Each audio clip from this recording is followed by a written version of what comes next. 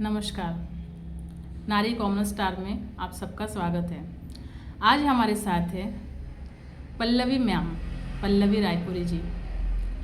इनको मैंने कुछ साल पहले एक सब्जेक्ट मतलब एक कॉलेज में बोलिए मैंने उनको पढ़ाते हुए देखा था और वो मुझे आज तक याद है। और उसके बाद में मतलब मैं इनकी फ़ैन हो गई। एज अ स्टूडेंट बोलो या एज अ वो आप एक मदर फिगर जैसे भी हो, उस टॉपिक पे बाद में आएंगे। और घर संभालना, जैसे आजकल तो शादियों के बाद भी लड़कियां घर संभालने को थोड़ा हिचकिचाती है, लेकिन आपने शादी के पहले ही अपना पूरा घर एक मदर की तरह, एक गृहिणी की तरह संभाला है। तो टीचर से लेके एक गृहिणी बोलो या मदर फिगर बोलो, इस तक की कहानी आपके ज़रिए मैं कुछ सुनना चाहूँगी। और अभी मैं आपकी तरफ बोलने का जो ये है वो आपकी तरफ देती हूँ। आप अपने बारे में बोलिए। First of all thank you so much for inviting me. Thank you. और आपने ये जो नई जर्नी स्टार्ट की है आपके करियर की कि लाइक पॉडकास्ट शुरू करना है, जैसे आपने फ़ोन किया था मुझे और बोला था कि मैम मैं ऐसा ऐसा कुछ नया स्टार्ट करने वाली हूँ। नानी कॉमनर स्टार सब्सक्राइब नाउ। ऐसा कोई अभी तक तो देखा नहीं है, लाइक आपने बोला था और ये पॉडकास्ट जर्नी शुरू की तो एंड आपने मुझे आपका फर्स्ट गेस्ट एज अ बुलाया, तो it will be my honour. So मुझे लगा कि भाई can't I grab this opportunity. So मैंने आपकी ऑफर मतलब तुरंत ही एक्सेप्ट कर ली कि ऐसा कोई प्लेटफॉर्म हमें जब मिलता है कि हम हमारी स्टोरी शेयर कर सकते हैं या फिर लोगों से बात कर सकते हैं या अपना हमारी बात पहुंचा सकती है, अपना कुछ मैसेज पहुंचा सकते हैं, तो ये बहुत बड़ा प्लेटफॉर्म है। चाहे कुछ भी हो, कितने लोग देखें क्या नहीं देखेंगे, पर जिन तक पहुंचना रहेगा उन तक ये वीडियो तो पहुंच ही जाता है, जो भी है वीडियोस। तो बहुत अच्छा लगा कि आपने ये जर्नी स्टार्ट किया एंड मुझे लगा कि यस मुझे आपकी इस जर्नी का पार्ट बनना चाहिए। So thank you so much कि मुझे ये अपॉर्चुनिटी दी एंड यस कर सकते हैं हम स्टार्ट। तो मैम आपका बचपन कैसा था? मेरा बचपन एक्चुअली जैसे मैं बोलती हूँ कि मैं हमेशा बोलती हूँ कि मैं थोड़ी सी लाइक स्पेशल हूँ, ऐसा मुझे लगता है। जस्ट बिकॉज कि मेरी मम्मी पापा की शादी के 4 साल बाद में हुई हूँ। ओके। तो उन्होंने बहुत मतलब प्री मैच्योर्ड बेबी हूँ, मतलब 9 मंथ जस्ट स्टार्ट हुआ था उनको। वो मराठी में बोलते ना 9व्या महिन्याची सावली लागली असं। सो लगता है कि yes I am a born survivor. तो मतलब तब से शायद जो भी थोड़े अलग होते हैं, स्पेशल होते हैं, वो लोग की जर्नी स्टार्ट से ही कुछ ना कुछ वाली होती है, तो नॉट स्ट्रेट वाली। राइट, किसी ने सोचा नहीं था कि मैं लाइक बचूंगी इतना फाइट करके। तो यस आई एम 32 नाउ। ठीक है। मैं सिर्फ 2 महीना पहले घर से बाहर निकली थी। तब तक तो मैं थी एक्चुअली। तो एक बार ये शादी का थोड़ा सा घर पे चल रहा था, तो मुझे मैं वही पूछने वाली थी आपसे कि शादी के बारे में आपका क्या ख्याल है? हाँ, वो शादी के बारे में थोड़ा सा घर पे होता है ना। बोलिए मैम। फिर उनको जो बीमारी थी तो उस बारे में आप बोल रहे थे। उनको नहीं, हमें पता नहीं चला था ये ब्रेन स्ट्रोक। तो मैंने वो टाइम पे सुना भी नहीं था ना हम लोगों ने इतना। एक्चुअली होता क्या है मैम? वो ब्रेन स्ट्रोक ये होता है कि जैसे हार्ट अटैक होता है, स्ट्रोक मतलब अटैक होता है। तो ब्रेन के किसी वेन में ब्लड का क्लॉट हो जाना। तो फिर ब्लड का क्लॉट हुआ तो ब्रेन में ब्लड सप्लाई नहीं होगा रेगुलर, एंड ब्लड सप्लाई नहीं हो रहा है तो फिर वो अटैक आ जाता है, स्ट्रोक आ जाता है। तो उनको बस एक दिन मतलब उनके जाने से पहले हेडेक शुरू हुआ उनको सर दुखने लगा और उसके पहले कभी उनका हेडेक होता था? नहीं, उनको हाई बीपी थी ना। ओके। मेरे लाइक प्रेगनेंसी के टाइम पे जब मैं आप जब पैदा हुई हाँ, थी, हाँ। वही टाइम से उनको प्रेगनेंसी में स्टार्ट हुई बीपी की शिकायत। बीपी की शिकायत तो भी मिस नहीं की। एंड जैसे जैसे हम बड़े हुए, फिर हम लोग शादी के हुए, तो उनका बहुत बड़ा सपना था कि मतलब बेटी की शादी देखनी है। तो वो लाइफ के लिए इतनी होपफुल थी ना कि लाइक सुबह जल्दी उठना, एक्सरसाइज करना, वॉक के लिए जाना, मतलब उनके लास्ट डेज तक मेरी मम्मी ने ये सारी चीजें लाइक अप्लाई की उन्होंने उनके लाइफ में। हाँ, मतलब ऐसे कि नहीं बाबा, मुझे बहुत सारे उनको वो आया, तो फिर तभी के तभी तुरंत उनको दूसरे हॉस्पिटल में शिफ्ट किया गया और आईसीयू में डाला। तो वो टाइम पे थी। फिर आईसीयू में डालने के बाद उनका तुरंत सिटी स्कैन, एमआरआई, ये वो सब किया और पता चला कि नहीं बाबा, ब्रेन स्ट्रोक है। एंड ब्रेन के अलग अलग पार्ट में उनको 6 क्लॉट्स थी ब्रेन में। तो फिर ट्रीटमेंट चल रही थी। मैं मुंबई में थी, जॉब पे थी, मेरी नाइट शिफ्ट चल रही थी। मुझे रात को 12 बजे पापा ने फ़ोन किया कि पहले मुझे पता था, पापा ने बोला था कि दिन में जब मम्मी को पहले वाले दिन पे शिफ्ट किया था, तो हॉस्पिटल में एडमिट किया था, तो पापा ऐसे मुझे बोल रहे थे कि मम्मी से बात कर लो, मम्मी की तबीयत ठीक नहीं लग रही है कुछ। तो मैंने मम्मी से बात की थी। फिर पापा ने बोला कि मम्मी को एडमिट किया है। तो जब मुझे पता चला कि मम्मी को एडमिट किया, तो वहाँ पे मेरा दिन, पता नहीं, वो एक अंदर से घबराहट थी। जब तक आप वहाँ से यहाँ लौटते तब तक यहाँ पर आपकी मम्मी थी या मेरी मम्मी थी? वो हॉस्पिटल में 20 डेज थी। आप मतलब कोमा में चली गई थी? ओके। हाँ, वो कोमा में, मतलब उनको ट्रीटमेंट मिल रहा था। मुझे लग रहा था कि ट्रीटमेंट है तो ठीक हो जाएगा, बट वो ठीक नहीं हुआ। उनकी जान 20 डेज बाद गई। विल पावर था मतलब उनमें बहुत ज़्यादा। वो टाइम पे मुझे बहुत सारी, कुछ भी हो जाए दुनिया में, कुछ भी प्रॉब्लम हो, हर प्रॉब्लम का सोल्यूशन है। अगर ढूंढो तो सोल्यूशन मिल जाता है।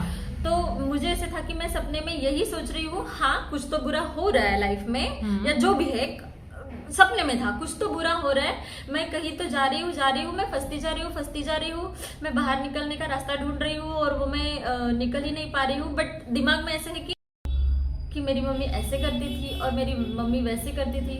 तो एक अंदर से कुछ तो गट फीलिंग आई और मुझे ऐसा लगा कि क्यों मैं मेरी मम्मी की चीजें या यादें पास्ट टेंस में बता रही हूँ।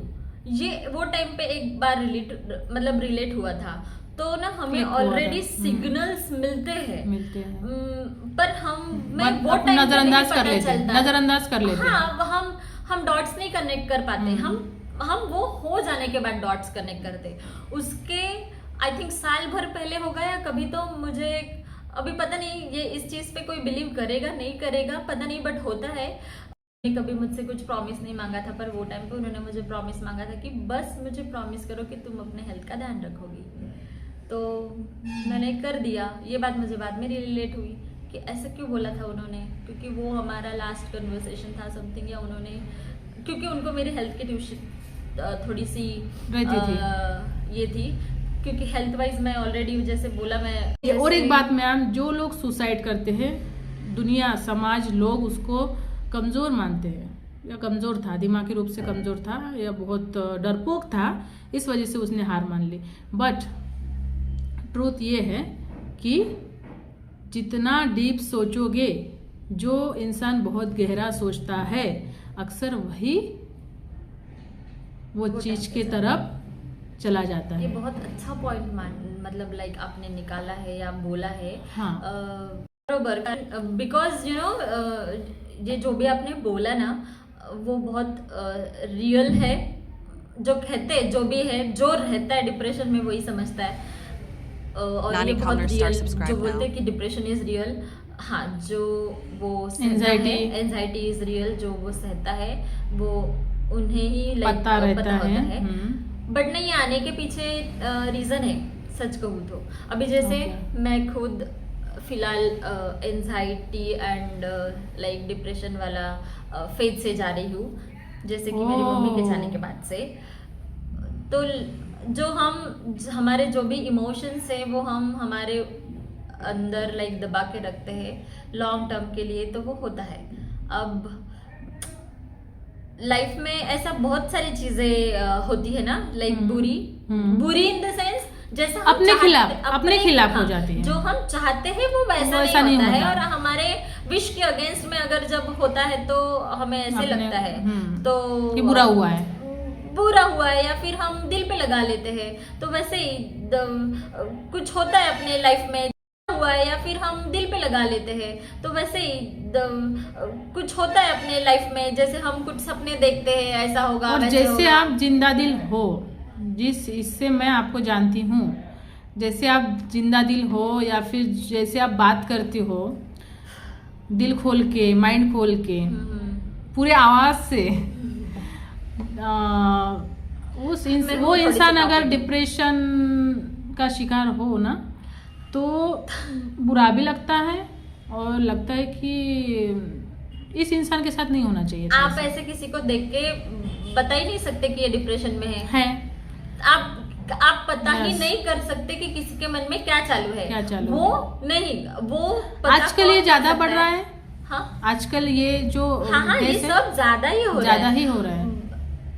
तुम पता कर सकते हो जब बात यह है कि अगर तुम खुद को जब समझते हो ना, खुद को समझना, जो इंसान खुद को समझता है वो दूसरे को समझता है। ओके। और मतलब ये सारी चीजें, ये मैं जो भी बोल रही हूँ या वॉट एवर इज दिस, मैं कहीं ना कहीं से पढ़ा है। मुझे पढ़ने जो पॉजिटिव एटीट्यूड या पॉजिटिव माइंडसेट है वो बुक से आता है, और मैं हमेशा टॉकेटिव वाली हूँ तो मैं हमेशा लोगों को गाइड करती रहती हूँ या कुछ ना कुछ सजेस्ट करती रहती हूँ, कुछ ना कुछ बताती रहती हूँ ऐसे कि उनके लिए क्या सही है, या वो कुछ भी कर रहे होंगे तो उनके लिए क्या सही होगा ये मैं बताती रहती हूँ। बट सच कहूँ तो अपने लाइफ में भी ऐसी कुछ चीजें होती है कि समटाइम्स ये जितना भी मेरा पॉजिटिव एटीट्यूड या फिर पॉजिटिव माइंडसेट है, मैं खुद कभी कभी सफर करती हूँ इन चीजों से कि ये मेरे लिए भी कभी कभी यूज नहीं करता है, इन द सेंस क्योंकि मैं बहुत ज्यादा डिल्यूजन में रहने वाली हूँ, मैं बहुत ज्यादा ओवर थिंकिंग करने वाली हूँ। तो ओवर थिंकिंग मतलब मैं अगर सोचूं, मैं पॉजिटिव वे में सोचूं तो मैं एक्सट्रीम लेवल पे पॉजिटिव में सोचती हूँ, मैं नेगेटिव में सोचूं तो एक्सट्रीम लेवल पे नेगेटिव में सोचती हूँ, क्योंकि मैं ओवर थिंकिंग वाली हूँ, बहुत ज्यादा एक्सट्रीम है मेरे में भी, एक्सट्रीम है जो भी है, बहुत इमोशनल वाली, बहुत सेंसिटिव। मैं पहले ऐसी नहीं थी सेंसिटिव, बट अभी जैसे ये मम्मी के जाने के बाद से या उनके जाने के बाद से हमारी लाइफ एकदम अपसाइड डाउन हुई। तो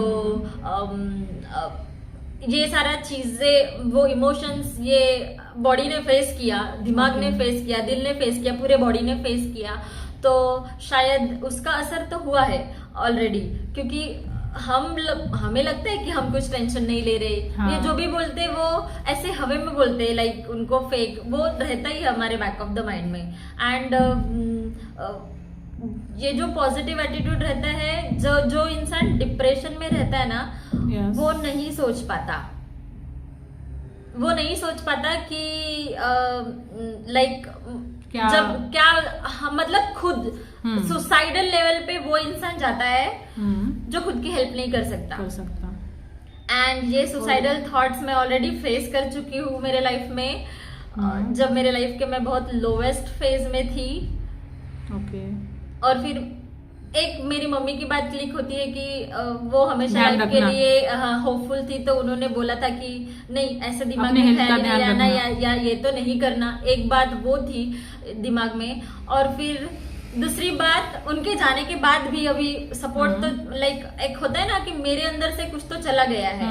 मम्मी के जाने के बाद से मुझे लगा कि मैं हार गई थी, मेरे लिए मेरी जो हिम्मत थी वो मैं हार गई। और कुछ थेरेपी वगैरह ले रहे हो आप? हाँ, अभी रिसेंटली, क्योंकि मुझे थोड़ा सा एंजाइटी के ये हो रहे थे, तो वही बोल रही थी कि मैं पहले थोड़ी सी बहुत स्ट्रॉन्ग थी, बट अभी मैं थोड़ा मम्मी के जाने के बाद डिप्रेशन हाँ मैंने फेस किया है जाने के बाद ही, क्योंकि वो थोड़ा सा एक डर भी लगता है। वो कहते हैं ना कि मम्मी जब घर पे रहती है तो हम थोड़ा सा बिंदास सा रहते हैं, और उनके जाने के बाद से सारी जिम्मेदारी आ गई। तो हमसे कोई बड़ा घर पे है नहीं, पापा है वैसे, बट अभी वो भी तो थोड़े से उनके लाइक सीनियर सिटीजन वाले एज में है, इन 65 प्लस। तो अब जिम्मेदारी आ गई है, तो एक लगता है कि कोई तो होना चाहिए सपोर्ट में साथ में। बट यू नो वो शादी के लिए भी फिर ऐसे होता है कि किस पे रिलाय हो। मैं थोड़ा सा ये चीज़ में भी थोड़ा डरती हूँ, तो ये शादी के वाले बारे में सोच के भी कि कौन होगा पार्टनर, कैसे होगा पार्टनर। तो अभी कुछ दिनों से मुझे थोड़ा सा इसी चीज़ को लेकर, ये एक चीज़ वन ऑफ चीज़ है जिससे मुझे थोड़ा सा डर लगता है शादी से। हाँ, शादी से या कमिटमेंट से नहीं, फ्यूचर से। फ्यूचर क्या होगा और कैसे होगा, वो ओवर थिंकिंग हूँ ना, ओवर थिंकिंग दिमाग वाली। तो हाँ, थोड़ी सी शादी की बात चली तो फिर थोड़ा सा मुझे एक एंजाइटी फील होती है कि पता नहीं कौन होगा, तो कैसे होगा। इसके पहले रिलेशनशिप रहा है? रिलेशनशिप इन द सेंस हाँ, मैं कॉलेज लाइफ में कभी किसी से, मतलब कॉलेज तक मैं कभी किसी से कमिटमेंट नहीं थी और रिलेशनशिप में नहीं थी। जो भी प्यार मिलता था वो मुझे घर से मिलता था, तो मुझे बाहर ढूंढने की ज़रूरत ही नहीं पड़ी। पहली बात, मम्मी पापा ने लाइक इतने एक्चुअली होता ही है यही। हर इंसान को मतलब कहीं ना कहीं मुझे ये लगता है कि माँ का जाना, ऑफकोर्स हर किसी के लिए ये डिप्रेशन की बात हो ही सकती है, होनी भी चाहिए और होती ही है, खासकर एक लड़की के लिए। बट क्या एक पार्टनर का जो बहुत करीब हुआ फिर बाद में दूर हो गया, ऐसा था कि मेरा ऐसे सेलिब्रिटी क्रश ही थे। रियल लाइफ वाले ऐसे कोई लड़के पसंद नहीं आए थे। बट हाँ, वही जो मैंने धोनी को ढूंढने के लिए मैंने फेसबुक ऑन किया था। तो फेसबुक पे मेरा सबसे पहला फ्रेंड था, एक मुंबई का था। उसका हाय आया था, मुझे पता भी नहीं था कि आप गए थे मुंबई में? हाँ जी। तो बस उसको पूछा कि लाइक कमिटेड, सिंगल हो या किसी के साथ कमिटेड हो। वो टाइम पे हम दोनों सिंगल ही थे। तो फिर हमने बोला, लाइक हम लोगों ने पूछा कि मैंने बोला अभी क्या चांस है हम दोनों का एक दूसरे के साथ। तो ऐसे मैंने बस यही बोला कि शादी के लिए मम्मी पापा लड़के ढूंढ रहे हैं, तो शादी का इरादा हो तो साथ में होते हैं, वरना नहीं। टाइम पास अगर करना हो तो नहीं। अच्छा, आपको डायरेक्ट शादी करनी थी? डायरेक्ट शादी करी थी, क्योंकि शादी का ही इरादा था। मम्मी पापा शादी के लिए लड़के ढूंढ रहे थे। इसके पहले तो मैं कभी नहीं। और शादी का इरादा इसलिए था क्योंकि मुझे नहीं पता था ना कि मेरी शादी जो भी होगी अरेंज मैरिज होगी या लव मैरिज होगी। पर मैंने तो कभी खुद को चांस नहीं दिया था, तो मैंने सोचा कि क्यों ना ये राइट टाइम है मुझे खुद को चांस देने के लिए। एंड फिर हम लोग कमिटेड थे, 2 साल अच्छे से चला। एंड बाद में फिर हम लोग का वो एक एक्चुअली लॉन्ग रिलेशनशिप था, लॉन्ग डिस्टेंस रिलेशनशिप था। हम लोग बस हमारे बर्थडेज पे कभी मिले तो साल में 1 बार 2 बार। और फिर जब शादी की बात आई तो वो नहीं हो पाया, कास्ट डिफरेंस था। एंड मैं lower caste, he was upper caste, ऐसा। तो प्यार करते टाइम तो हमें ऐसे कुछ लगता नहीं है। क्या उनके पेरेंट्स को ये था या आपके पेरेंट्स को, किसको था? उनके मेरे घर पे तो सब बिंदास ही था ना। मैंने तो बताया नहीं था मम्मी पापा को, क्योंकि इसके साइड से हम ही श्योर नहीं है तो क्यों घर पे बताना वो टाइम पे। तो वही था। फिर शादी के लिए कुछ सर्कमस्टेंसेस हुए, हम लोग का नहीं जमा। सारी चीजें डिफरेंट थी, खाने से लेके कि मैं अपने मम्मी पापा को बता सकता हूँ तुम्हारे बारे में, ये सोचकर कि देखो अदर कास्ट की भी है पर हमारे कास्ट के लड़कियों से अच्छी है। और उसने कहा था कि तुम कुछ तो करो ना अपने लाइफ में बड़ा। बट मैं सच कहूँ तो वो टाइम पे मैं गवर्नमेंट जॉब का प्रिपरेशन कर रही थी। एंड मैं नहीं कर पाई थी वो टाइम पे। वो सक्सेसफुल नहीं हो पाया। ही वॉज लाइक कि मेरे दोस्त के फ्रेंड या गर्लफ्रेंड जो भी है 1 लाख रुपीज कमाते हैं, उनकी इतनी सैलरी है। तो मेरा तो फर्स्ट जॉब था मुंबई में, मुझे नहीं चांस मिला था ये सब करने का। और मेरा फर्स्ट जॉब तो 7,000 से स्टार्ट किया था मैंने, लिटरली 7,000 प्राउडली बोलिए मैम। हाँ, तो वो 1 लाख कहा। और ये तो मैम फिर जैसे आपने बोला कि गवर्नमेंट जॉब उन्होंने आपको बोला था कि कुछ आप बड़ा कीजिए तो फिर मैं कन्विंस कर पाऊँगा अपने मॉम डैड को। तो जैसे आपका फेलियर हुआ ना कि आप नहीं कर पाए गवर्नमेंट जॉब जो भी है आप नहीं कर पाए, तो उस वजह से फिर आपको वहाँ से डिप्रेशन चालू हुआ, क्योंकि जिस इंसान ने वो बोला वो उसका भी एक फेलियर, और फिर ये सब टूट गया उसका भी एक फेलियर। हाँ, एक्चुअली दिल का टूटना। हाँ। और जैसे अब मैं बोल रही हूँ आप कि आप अच्छी, मतलब आप अच्छी नहीं, बहुत अच्छी टीचर हो लाइफ तक या फिर जॉब लाइफ तक वगैरह, बट ये तो बाद में असली मुझे डिप्रेशन की realizate हुआ। वजह फिर Nani क्या Comner है star मैम? subscribe यही now. था कि मैं करियर में कुछ ठीक से अभी तक कर नहीं पाई हूँ। इवन दो मुझे अब भी नहीं Okay. लगता कि मैं कुछ तो करियर में, मेरे लिए ना मेरे पास ऐसे बताने के लिए नहीं है कि मैंने कुछ तो लाइफ में बड़ा किया है। बट हाँ, मैं एक बात कह सकती हूँ कि मैंने बहुत सारी छोटी चीजें बहुत सारी की है और उन छोटी चीजों से बहुत कुछ सीखा है।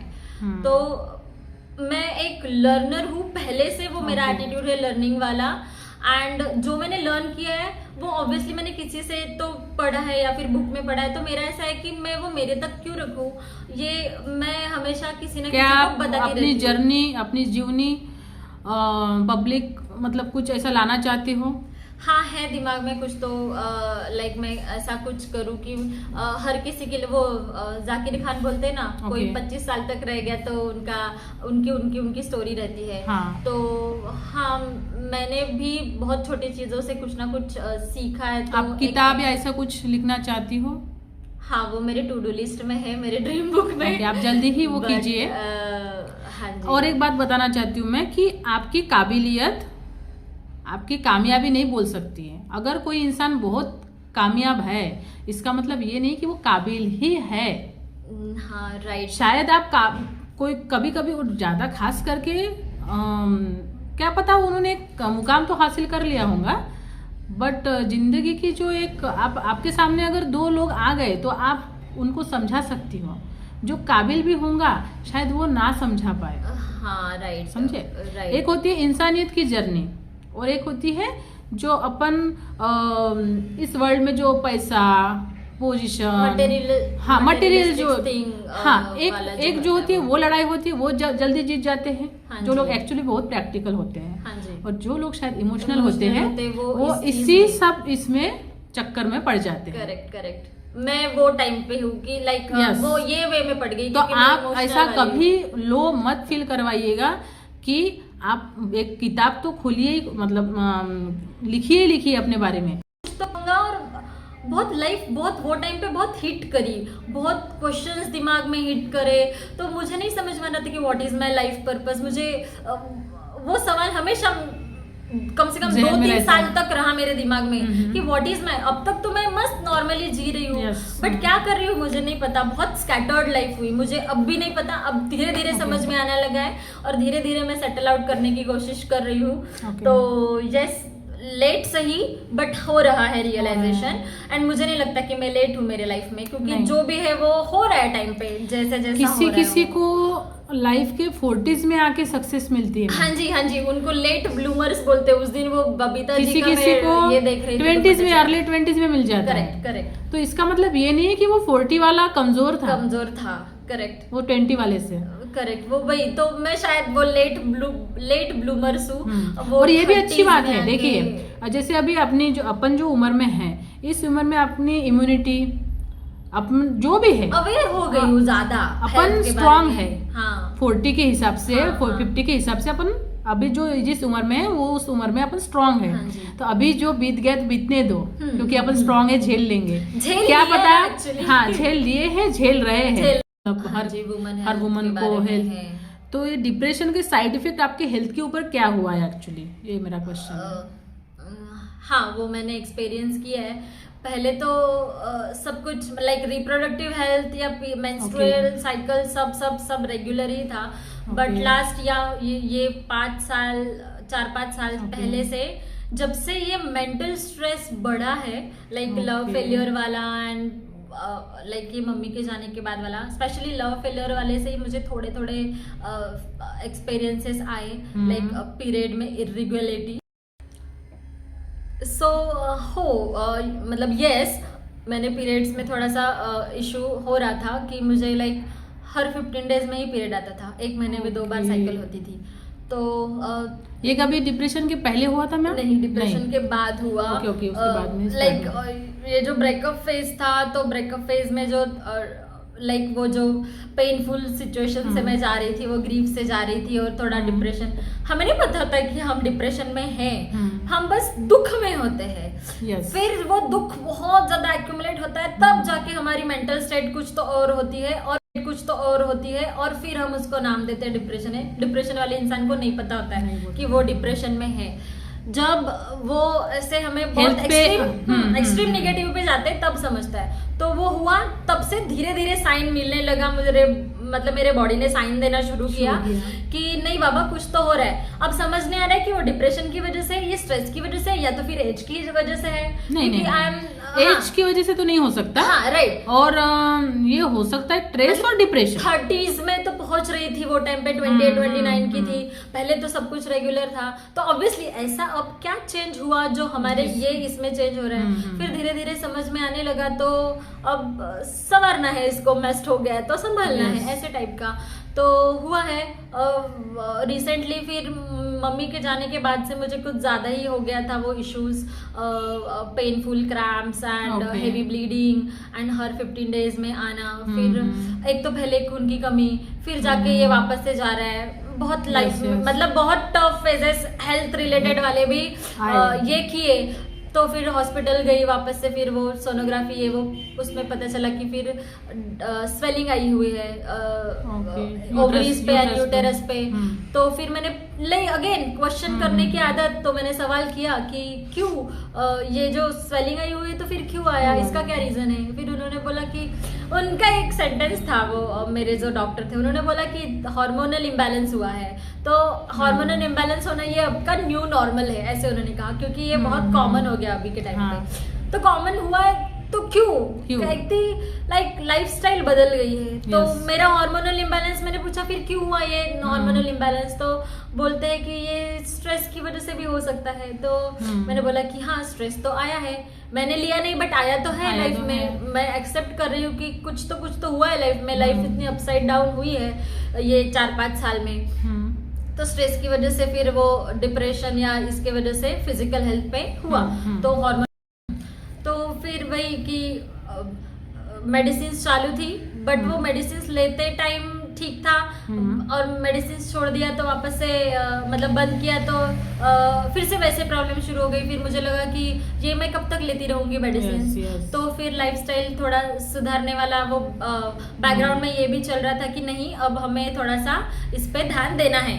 मतलब मैंने कॉज ढूंढ के निकाले क्वेश्चंस कर करके, तो मुझे सोल्यूशन मिल रहे कि धीरे धीरे मुझे ये करना पड़ेगा, मुझे वो करना पड़ेगा, मुझे नींद अच्छे से लेनी पड़ेगी 8 आवर्स की, मुझे मेरे डेली रूटीन में एक्सरसाइज मेडिटेशन इंक्लूड करना पड़ेगा।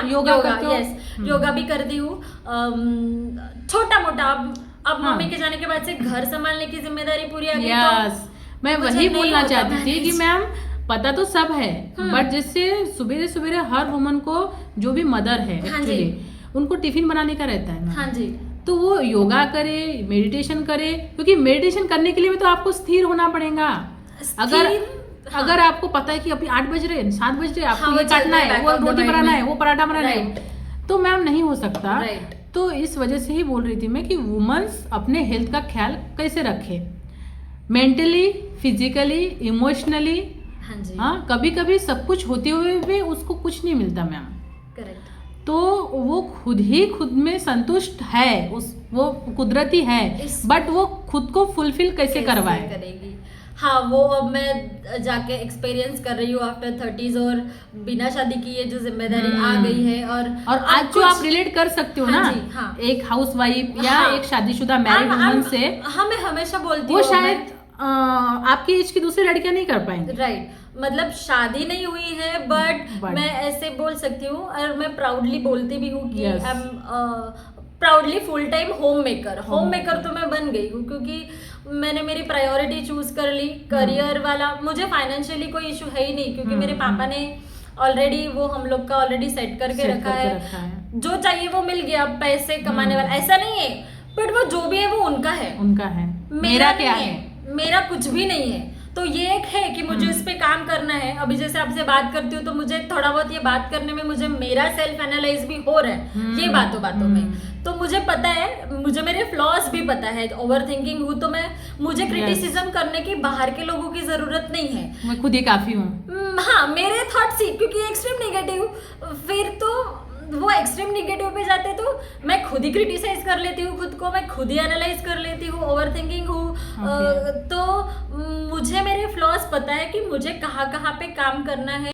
तो हेल्थ अपना जो इशू है ना, हेल्थ पे इशू होता है। फिर आपने जो बोला था जिससे फिर वो ठीक हुआ है हेल्थ इशू? हाँ, अभी तो ट्रीटमेंट चल रहा है। इसका मतलब ये है कि डिप्रेशन के साथ साथ आपको हेल्थ इश्यूज भी आ सकते हैं, आप उसके लिए प्रिपेयर्ड रहो। हेल्थ तो उसी से होता है, लाइक अपना मेंटल पे, दिमाग में ही सब कुछ है। जो हम सोचते हैं वही, उसी से हमारे लाइक जो थॉट्स बनते हैं, उससे हमारे इमोशंस बनते हैं, ऑर्गन्स भी वैसे ही रिएक्ट भी करते हैं। वो सब जब डिटेल में जाते हैं तब हमें समझता है ना कि लाइक ऐसा ऐसा हो रहा है। मेरी अभी ट्रीटमेंट चल रही है, एंजाइटी वाली भी और हार्मोनल इम्बैलेंस वाली भी ट्रीटमेंट अभी चल रही है, और वो मैं कर रही हूँ। और साथ साथ में मेडिटेशन भी चल रहा है। ये जब से मतलब लाइक विपश्यना का कोर्स किया तो ये भी एक, तो धीरे धीरे चीजें मैं सीख ही रही हूँ, और वो मैं मेरी डेली रूटीन लाइफ में इंक्लूड भी करती जा रही हूँ। अब घर के काम धाम संभालते ये करना, तो मैंने प्रायोरिटी वही की।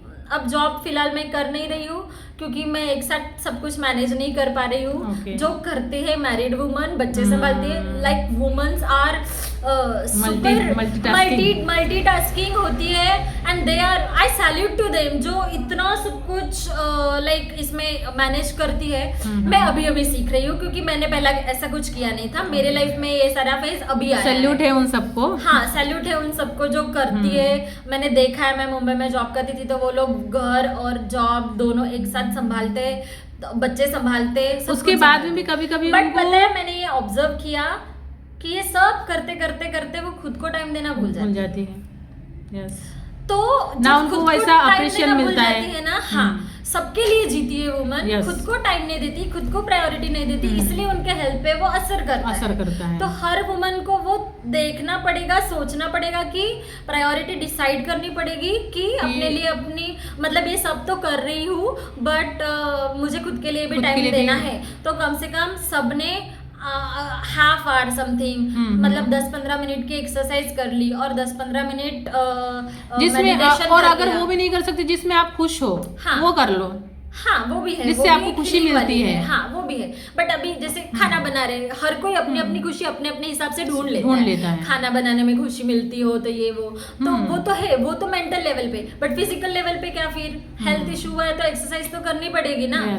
तो वो एक है। तो हर किसी को कम से कम, हर मैरिड वुमन बोलो या हर वुमन को अपने पूरे 24 आवर में कम से कम 10 मिनट भी नहीं दे पा रहे हो तो फिर क्या ही जी रहे हो खुद के लिए। 10 मिनट तो दो, कहीं से भी खींच के निकालो, कहीं से भी चुरा लो। 10 मिनट दो, एक्सरसाइज कर लो, मतलब half hour, 10 minute half hour निकालो। वो मैं धीरे धीरे सीख रही हूँ। मैं भी किसी ना किसी से सीख रही हूँ। जो इंस्टाग्राम पे मैंने एल्गोरिदम किया, ये जर्नी में कोई तो मुझसे आगे होंगे ना, जो है वो मैं उनसे सीख रही हूँ। जो मुझसे पीछे मैं उनको सिखाने का जब भी मौका मिलता है, जब भी कुछ बताना होता है तो फिर मैं बता देती हूँ। तो I am just a carrier. अभी तक तो मैम मैं वही सोच रही थी कि एक टीचर से एक होम मेकर होने तक का सफर, मेरे शुरुआत में स्टार्टिंग में मैंने वही बोला था। बट जैसे जैसे बातें हुई अपनी, वैसे वैसे मुझे पता चला कि not just a teacher, home maker, आप बहुत बड़ी एक अपने आप में योद्धा निकली, कि जिन्होंने डिप्रेशन जैसे एक टची टॉपिक को हमारे सामने प्रेजेंट बहुत अच्छे से किया, बहुत अच्छे से रखा। बहुत गट्स चाहिए होते हैं मैम ये सब टॉपिक पे, वो भी खुद के बारे में बोलना, और जिस फेज से आप गुजर चुके हो या गुजर रहे हो, उस टॉपिक को सबके सामने लेकर आना। इसी थॉट से कि इससे कोई ना कोई सीख सकता है। करेक्ट। तो ये बहुत अच्छा थॉट है मैम, और आप बहुत, यही दर्शाता है कि आप बहुत अच्छी इंसान भी हो। आप कुछ हो, बनो, नहीं बने लोगों की नज़र में, बट जो भी लोग मेरे जैसे होंगे, जो मेरे थॉट जैसे होंगे, उनके सामने तो आप बहुत अच्छी और बड़ी इंसान हो, और आपने बहुत कुछ अचीव या जीत चुकी हो।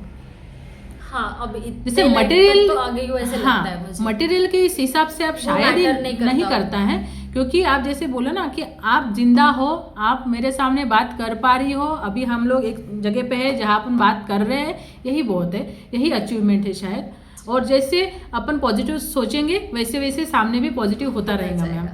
बहुत बहुत थैंक यू मैम, आपसे मिलकर बहुत अच्छा लगा, आपकी जर्नी के बारे में बहुत कुछ सीखने को मिला, बहुत कुछ शायद सीख पा रहे हो आप।